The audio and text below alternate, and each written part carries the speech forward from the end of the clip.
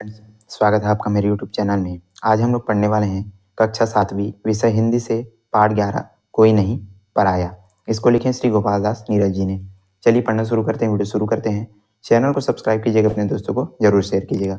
पूरा अर्थ समझने वाले साथ ही साथ प्रश्न उत्तर को भी इसी वीडियो में हम कंप्लीट करने वाले हैं। तो चलिए पढ़ते हैं। वीडियो को आपको अंत तक देखना है ताकि सारी चीज़ें अच्छे से क्लियर हो सके।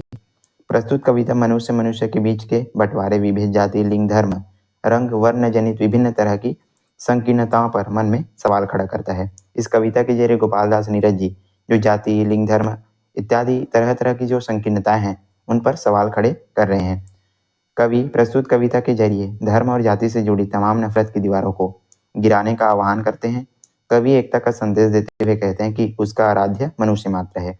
तो यहाँ पर जितने भी धर्म जाति के नाम पर ऊंच नीच भेदभाव है उनको कवि अपनी इस कविता के माध्यम से दूर करने का प्रयास करते हैं। और वो कहते हैं कि उनका आराध्य यानी कि उनका ईश्वर कौन है? मनुष्य है। और उनके लिए देवालय हर इंसान का घर है और सभी इंसानों का घर ही उनके लिए क्या है? मंदिर है, देवालय है। कवि स्पष्ट कहते हैं कि इस संसार में कोई पराया नहीं, सभी ईश्वर की क्या है? संतान है। कवि यहाँ पर कहते हैं नीरज जी कि यहाँ पर कोई भी पराया नहीं है, सब क्या है? ईश्वर की ही संतान है, सब ईश्वर के ही अंश हैं।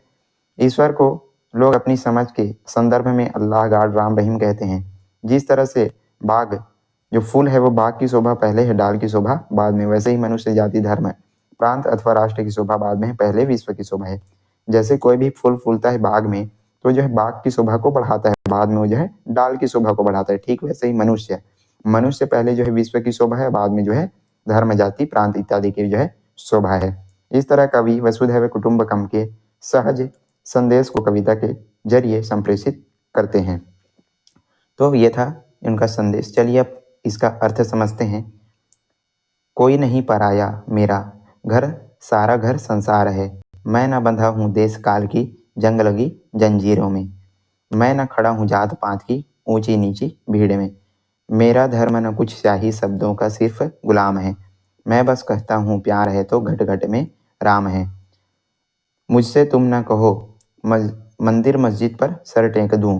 मेरा तो आराध्य आदमी देवालय हर द्वार है। कोई नहीं पराया मेरा घर, सारा संसार है। तो यहाँ पर नीरज जी कहते हैं कि यहाँ पर कोई भी पराया नहीं है, इस पूरे संसार में कोई भी पराया नहीं है और ये सारा संसार ही मेरा क्या है? घर है। और मैं न बंधा हूँ देश काल की जंग लगी जंजीरों से। मैं देश और समय की जंग लगी जंजीरों से बंधा नहीं हूँ, मैं पूरी तरीके से क्या हूँ? आज़ाद हूँ। और ये सारा जो संसार है वही मेरा क्या है? घर है। मैं न खड़ा हूँ जात पात की ऊंची नीची भीड़ में। और यहाँ पर जो है मुझे जात पात की ऊंच नीच ये सारी जो चीज़ें हैं वो मैं नहीं मानता। मेरे लिए सारे लोग हैं कैसे हैं? समान हैं। और मैं इस जात पात की ऊंच नीच की जो भीड़ है उस पर खड़ा नहीं हूँ। मैं पूरी तरीके से अलग हूँ और मैं इन सारी चीज़ों को नहीं मानता। मेरा धर्म न कुछ शाही शब्दों का सिर्फ गुलाम है। मैं बस कहता हूँ कि प्यार है तो घट घट में राम है। और कवि नीरज जी यहाँ पर कहते हैं कि मैं जो है ऊंच नीच भेदभाव इन सारी चीज़ों को नहीं मानता। मैं तो सिर्फ इतना कहता हूँ कि जहाँ पर प्यार है वहीं पर जो है राम मिल जाएंगे। मतलब मैं जो है सभी लोगों से आपस में प्यार करता हूँ, सब मेरे लिए एक समान है और कोई भी यहाँ पर पराया नहीं है। मुझसे तुम न कहो मंदिर मस्जिद पर सर मैं टेक दूं। मेरा तो आराध्य आदमी देवालय हर द्वार है। कोई नहीं पराया मेरा सारा घर संसार है। कवि नीरज जी यहाँ पर कहते हैं कि तुम मुझसे जो है मंदिर मस्जिदों में सर टेकने के लिए मत कहना। क्यों मत कहना? क्योंकि मेरा जो आराध्य है वो कैसे हैं? यहाँ के प्रत्येक आदमी हैं और उनका जो घर है वही मेरे लिए क्या है? मंदिर के समान है। इस पूरे संसार में हर एक आदमी के अंदर मैं क्या देखता हूँ? ईश्वर का रूप देखता हूँ और उनका घर ही मेरे लिए क्या है? मंदिर है। और यहाँ पर कोई भी पराया नहीं, सारा जो संसार है वो मेरा क्या है? घर है। तो इस प्रकार आप इसका अर्थ समझेंगे। चलिए आगे पढ़ते हैं। यहाँ पर चित्र में देख सकते हैं। चलिए आगे पढ़ते हैं। कहीं रहे कैसे भी मुझको प्यारा यह इंसान है। मुझको अपनी मानवता पर बहुत बहुत अभिमान है। अरे नहीं देवत्व मुझे तो भाता है मनुजत्व ही। और छोड़कर प्यार नहीं स्वीकार सकल अमृतत्व भी। मुझे सुनाओ तुम न स्वर्ग सुख की सुकुमार कहानियाँ। मेरी धरती 100 स्वर्गों से ज़्यादा सुकुमार है। कोई नहीं पराया मेरा सारा घर संसार है। तो इन पंक्तियों का अर्थ समझते हैं। तो यहाँ पर नीरज जी कहते हैं कि कहीं रहे कैसे भी मुझको प्यारा यह इंसान है। इंसान कहीं भी रहे, चाहे वो किसी भी धर्म, जाति, रंग भेद का हो, वो इंसान मुझको बहुत ही प्यारा है और मुझको अपनी मानवता पर बहुत क्या हो रहा है, अभिमान हो रहा है। मतलब मैं जो है सभी लोगों को साथ लेकर के चलता हूँ और सभी मेरे लिए क्या है, समान है। अरे नहीं देवत्व मुझे तो भाता है मनुजत्व ही, मतलब मुझे मनुष्य ही पसंद है और वही मेरे लिए क्या है, भगवान है। इस प्रकार यहाँ पर नीरज कह रहे हैं। और छोड़कर प्यार नहीं स्वीकार सकल अमृतत्व भी, और मुझे तुम अमृत भी दे दोगे तो वो भी मुझको स्वीकार नहीं। मुझको सिर्फ क्या चाहिए, प्रेम चाहिए। और मैं जो है सारे लोगों से क्या कर रहा हूँ, प्रेम कर रहा हूँ और यही संदेश सारे लोगों को मैं दे रहा हूँ। मुझे सुनाओ तुम न स्वर्ग की सुकुमार कहानियाँ, मेरी धरती 100 स्वर्गों से ज़्यादा सुकुमार है। तो कवि गोपाल दास नीरज जी कहते हैं कि मुझे तुम जो है स्वर्ग की सुख भरी जो कहानियाँ हैं वो मत सुनाओ, और कहते हैं कि मेरी जो धरती है, मेरी जो भूमि है, वही 100 स्वर्गों से भी ज़्यादा क्या है, सुकुमार है और बहुत ही क्या है, सुंदर है। और कोई नहीं पराया, मेरा सारा घर संसार है। यहाँ पर कोई भी पराया नहीं, सारे मेरे अपने हैं, सारे भाई अपने हैं। और यहाँ पर मैं सभी लोगों से प्रेम करता हूँ, सभी लोगों में ही ईश्वर का रूप देखता हूँ और ये सारा संसार ही मेरा क्या है, घर है। चलिए आगे पढ़ते हैं। मैं सिखलाता हूँ जियो और जीने दो संसार को, जितना ज़्यादा बांट सको तुम बांटो अपने प्यार को। हंसो इस तरह हंसे तुम्हारे साथ दलित यह धूल भी, चलो इस तरह कुचल न जाए पग से कोई फूल भी।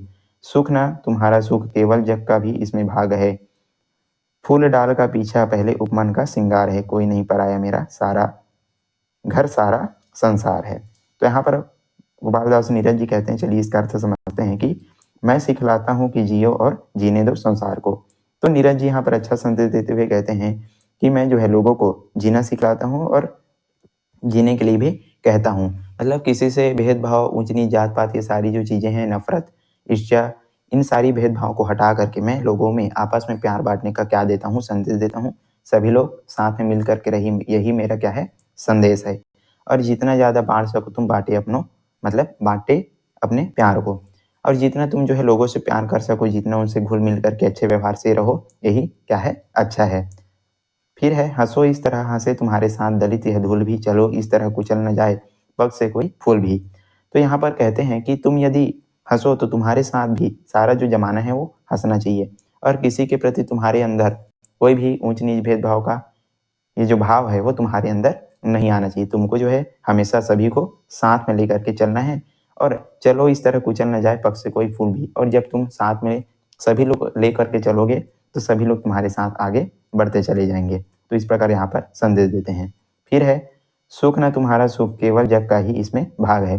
तुम्हारा सुख, तुम्हारा जो खुशी है वो केवल तुम्हारा नहीं होना चाहिए, इसमें जग का भी कुछ भाग होना चाहिए। यानी कि तुम संसार के लिए भी अच्छा कार्य करो, उनसे प्रेम करो, उनसे अच्छा व्यवहार करो।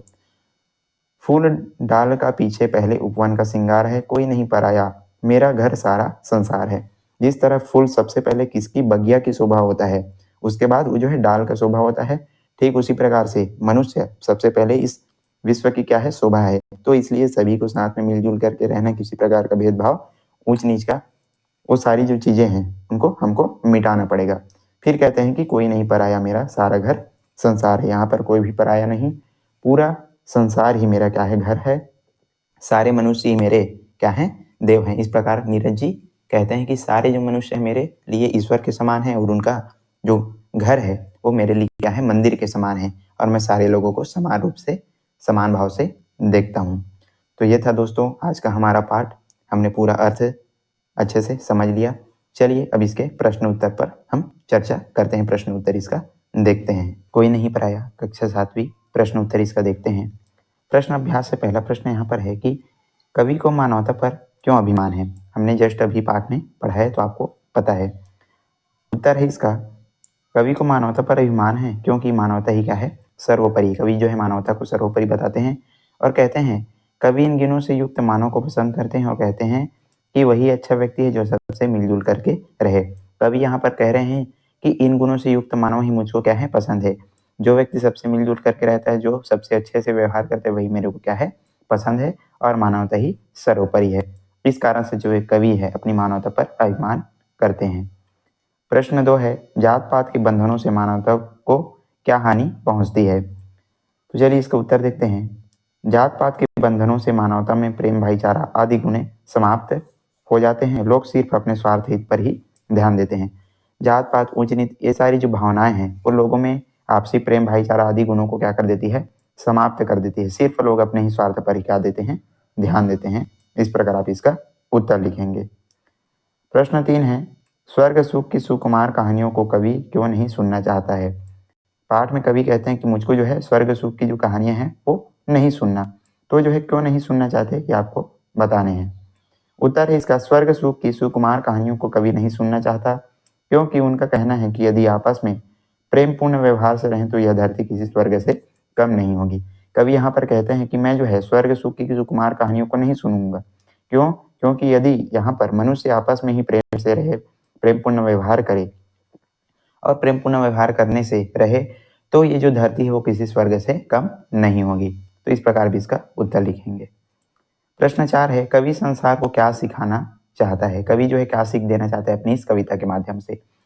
तो कवि संसार को सीख देते हुए कहते हैं कि यहाँ कोई पराया नहीं है, सभी ईश्वर की क्या है, संतान है। हमने पाठ में पढ़ा कि यहाँ पर कोई भी पराया नहीं, सभी क्या है, ईश्वर की संतान है। लोग अपनी समझ के अनुसार जो है राम, अल्लाह, गॉड, रहीम कहते हैं। जिस प्रकार जो फूल है सबसे पहले बाग की शोभा होती है, बाद में जो है डाल की, उसी प्रकार मनुष्य सबसे पहले विश्व की शोभा है, बाद में जाति और धर्म की। लोग जो है अलग अलग तरीके से इसको जो है अपनी समझ के अनुसार कहते हैं, लेकिन सब क्या है, ईश्वर के ही संतान है। जैसे कोई भी फूल बाग में खिलता है तो जो है बाग की शोभा को बढ़ाता है, ठीक उसी प्रकार मनुष्य किसकी शोभा है, इस विश्व की शोभा है, बाद में जो है जाति और धर्म की शोभा है। तो ये रहा इसका उत्तर। चलिए 5वां है, जंग लगी जंजीर किसे और क्यों कहा गया है। कवि जो है अपनी कविता में जंग लगी जंजीर का प्रयोग करता है, तो ऐसा क्यों कहा गया और किसे कहा गया है ये आपको बताना है। जिस प्रकार जंग जो है लोहे को खा जाता है, उसी प्रकार मनुष्य अपने पराये की भावना में लगा रहता है और मानवता को नष्ट करता है। ऊंच नीच, भेदभाव, जाति, धर्म इत्यादि की जो भावनाएं हैं वो मानवता को जो है कैसे कर देती है, नष्ट कर देती है। जिस प्रकार लोहे में जंग लग जाता है तो जो है लोहे को पूरी तरीके से नष्ट कर देती है, ठीक उसी प्रकार से ये जो अपना पराया का जो भावना है वो भी मानवता को नष्ट कर देता है। 6वां और आखिरी प्रश्न है कि कवि धर्म को कवि ने कुछ 4 शब्दों का गुलाम क्यों कहा है, ये आपको बताने हैं। उत्तर है इसका, कवि कहते हैं कि यहाँ कोई भी पराया नहीं, सभी क्या है, ईश्वर की संतान है और लोग अपनी समझ के अनुसार राम, रहीम, अल्लाह, गॉड कहते हैं। मनुष्य ने ही खुद सारी दुनिया की धर्म, जाति, देश बीच के बीच इसको जो है बांट दिया है, इसलिए धर्म को कवि कुछ 4 शब्दों का गुलाम कहते हैं।